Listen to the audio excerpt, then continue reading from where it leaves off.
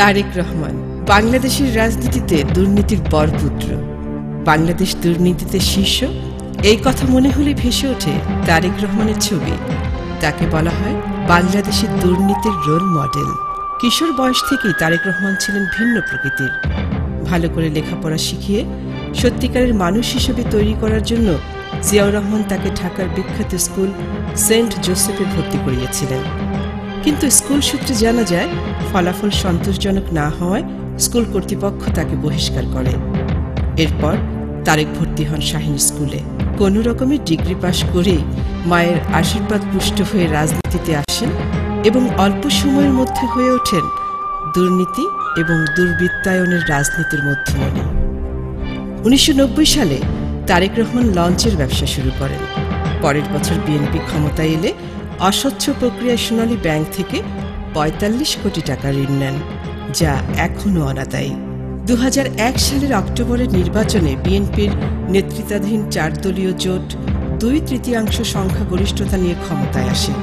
আর তখনই তারেক হয়ে ওঠেন বেপরোয়া দুর্নীতিবাজদের গডফাদার।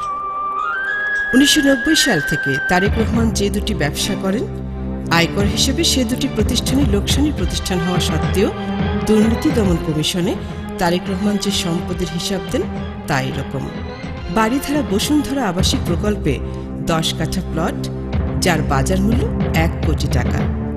ঢাকা ব্যাংকে মেয়ে জাইমান নামে 20 লাখ টাকার স্থায়ী জামানত। গুলশানে 1 বিঘা 10 কাঠার উপর একতলা বাড়ি।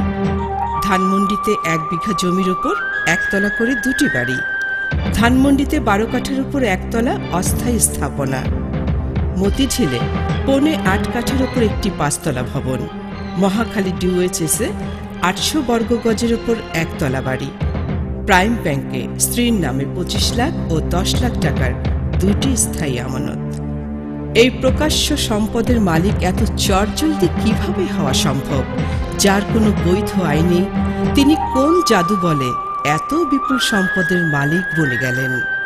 প্রকাশ্য সম্পদের বাইরে তারেক রহমানের অপ্রকাশ্য সম্পদ রূপকথার গল্পকে হার মানায়। মালয়েশিয়া, দক্ষিণ আফ্রিকা, সিঙ্গাপুর, সুইজারল্যান্ড ও থাইল্যান্ডে তারেক রহমান কয়েক হাজার কোটি টাকা পাচার করেছেন বলে অভিযোগ রয়েছে। আর এই অবৈধ সম্পদের উৎস চাঁদাবাজি, দুর্নীতি আর কমিশন। আলামিন কনস্ট্রাকশনের মালিক আমিন আহমেদ ভূঁইয়ার কাছে 1 কোটি টাকা চাঁদা নিয়েছিলেন তারেক রহমান। এই অভিযোগে তার বিরুদ্ধে মামলাও হয়েছে। 2002 সালে পরিবেশ দূষণ রোধে ঢাকা, চট্টগ্রাম সহ মহানগরীগুলোতে 2 স্ট্রোক ইঞ্জিনের স্কুটারের বদলে 4 স্ট্রোক ইঞ্জিনের সিএনজি চালিত বাহন আনা হয়। বিশ্ববাজারের চেয়ে প্রায় দ্বিগুণ দামে বাংলাদেশে বিক্রি হওয়া এই সিএনজির জন্য তারেক রহমানকে নিয়মিত কমিশন দিতে হতো। এটি ছিল 2003 সালের আলোচিত দুর্নীতি।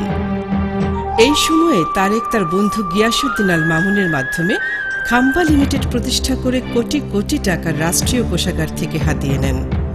বৈদ্যুতিক খুঁটি দুর্নীতিতে হাজার হাজার কোটি টাকা লুটপাট হয়ে যায়। বিমানের পঙ্গু হবার পেছনে ছিল তারেক রহমানের লুটপাট। তারেক রহমানের দুর্নীতির আরেক দোষর ছিলেন স্বরাষ্ট্র প্রতিমন্ত্রী লুৎফুজ্জামান বাবর। বাবর তারেক জুটির দুর্নীতি এমন পর্যায়ে পৌঁছে যে খুনিদের ছাড়িয়ে নেবার জন্য কোটি টাকার ঘুষ লেনদেনের ঘটনা ঘটে। বসুন্ধরার সাব্বির হত্যাকাণ্ড তার বড় প্রমাণ। এতদিন পর এখনই মামলার বিচার শুরু হয়েছে। তারেক রহমানের দুর্নীতি হয়ে পড়েছিল সর্বগ্রাসী। রাজধানীর অদূরে রূপগঞ্জ উপজেলার তারা পৌরসভার অধীনে তারেক অবৈধ জমি দখল করে গড়ে তোলেন বিএনপি পল্লী। তারেক রহমানের দুর্নীতির আরেক সহযোগী হলেন বগুড়ার লালু। তারেক রহমানের আশ্রয়ে প্রশ্রয়ে লালুর বাড়ির চম্পামহল হয়ে ওঠে বগুড়ার নিয়ন্ত্রক। বগুড়া শহর জুড়ে তারেক আর লালুর নানা দুর্নীতির স্বাক্ষর। এইসব ফলক আর স্থাপনা থেকে তারেক রহমান কোটি কোটি টাকা আত্মসাৎ করেছিলেন। এভাবেই রাষ্ট্র ক্ষমতাকে কুক্ষিগত করে তারেক রহমান হয়ে ওঠেন দুর্নীতির প্রতীক। বাংলাদেশে 2001 থেকে 2006 পর্যন্ত যত দুর্নীতি হয়েছে তার সবগুলোর সঙ্গেই তারেক রহমান প্রত্যক্ষ এবং পরোক্ষভাবে জড়িত ছিলেন। তার এই অপকর্ম ও দুর্নীতির কেন্দ্রবিন্দু ছিল হাওয়া ভবন। হায় বাংলাদেশ! এই তারেক রহমানের মুক্তি দাবি করা হচ্ছে আজকাল। তারেক রহমানের মুক্তি মানে দুর্নীতিবাজদের কাছে নতি স্বীকার, নিঃশর্ত আত্মসমর্পণ। তারেক রহমানের মুক্তি মানেই বিগত 5 বছরের সব দুর্নীতিকে বৈধতা দেয়া। তারেক রহমানের মুক্তি মানেই দুর্নীতিকে হা বলা, কারণ বাংলাদেশে দুর্নীতি আর তারেক রহমান সমার্থক।